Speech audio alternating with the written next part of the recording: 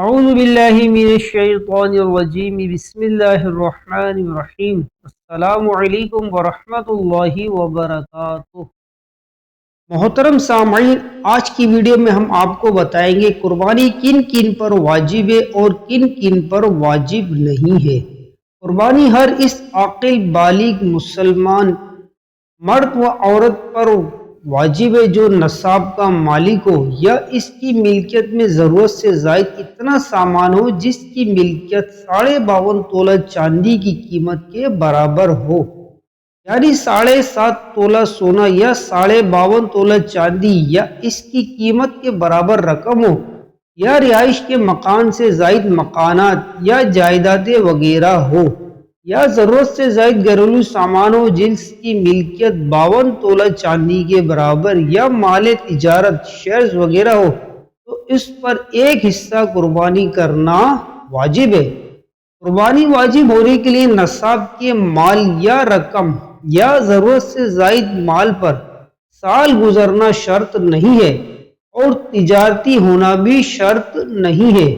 ذوالحجہ کی 12ویں تاریخ کا سورج غروب ہونے سے پہلے مالک ہو جائے تو اس پر قربانی واجب ہے۔ قربانی کے 3 دنوں میں آخری دن بھی کسی صورت سے نصاب کے برابر مال یا ضرورت سے زائد سامان کا مالک ہو جائے تو اس پر قربانی واجب ہے۔ جس کے پاس رہائش کے مکان کے علاوہ زائد مکانات موجود ہے، وہ تجارت کے لیے ہو یا نہ ہو، ضروری مکان کے لیے پلاٹ ہے، ضروری سواری کے علاوہ دوسری گاڑیاں ہیں، تو یہ شخص قربانی کے حق میں صاحب نصاب ہے، اس پر قربانی واجب ہے۔ تجارتی سامان خواہ کوئی بھی چیز ہو، اگر 52.5 تولہ چاندی کی قیمت کے برابر ہے تو اس کے مالک پر قربانی واجب ہوگی۔